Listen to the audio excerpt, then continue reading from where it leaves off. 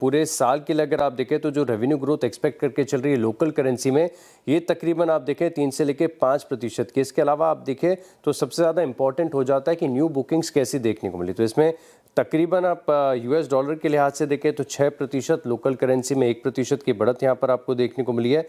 खास बात है कि रेवेन्यू बहुत सारी सेगमेंट्स में अच्छी है। फाइनेंशियल सर्विसेज में देखें तो 7% की ग्रोथ यहाँ पर देखने को मिली। रीजन वाइज नॉर्थ अमेरिका जो है इसमें 3% की ग्रोथ यहाँ पर देखने को मिली है। और ओवरऑल जो कमेंट्री निकल कर आ रही है ये अच्छी है। तो हो सकता है कि आज आईटी स्टॉक्स में खास एक्शन नजर आए। आईटी स्टॉक में खास फोकस रहेगा। कल देखा था हमने कि अच्छी खासी गिरावट आपको most of the metal stocks में देखने को मिली। चाहे आप हिंडाल्को को देखें, नाल्को है, हिंदुस्तान जिंक, सब में काफ़ी बढ़िया गिरावट थी। अब कल देर रात आप देखें तो मेटल स्पेस में खास एक्शन देखने को मिला।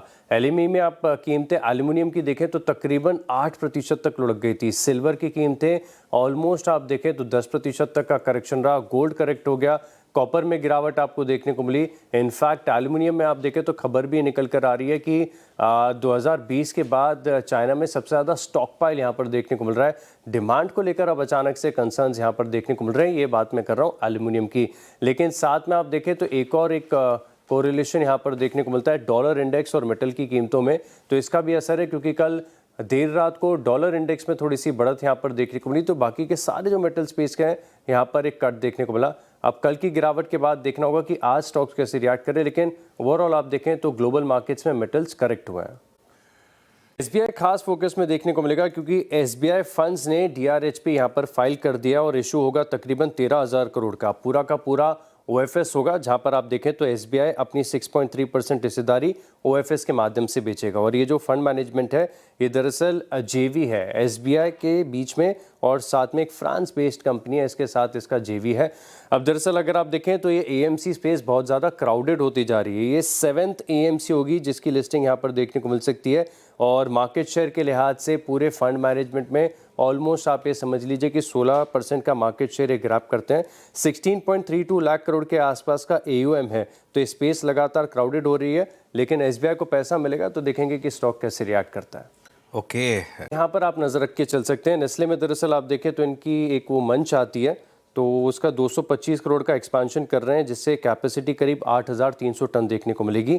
एसजेवीएन पर भी आप खास नज़र रखिएगा। कारण यह है कि इन्होंने एक अपडेट देकर ये बताया कि जो इनकी सोलार पावर की क्षमता है इसमें जनरेशनल माइलस्टोन इन्होंने हिट किया है 1 बिलियन यूनिट के आसपास का, जहां पर बीकानेर सोलार जो इनका प्लांट है इसमें लगातार बढ़त देखने को मिल रही है।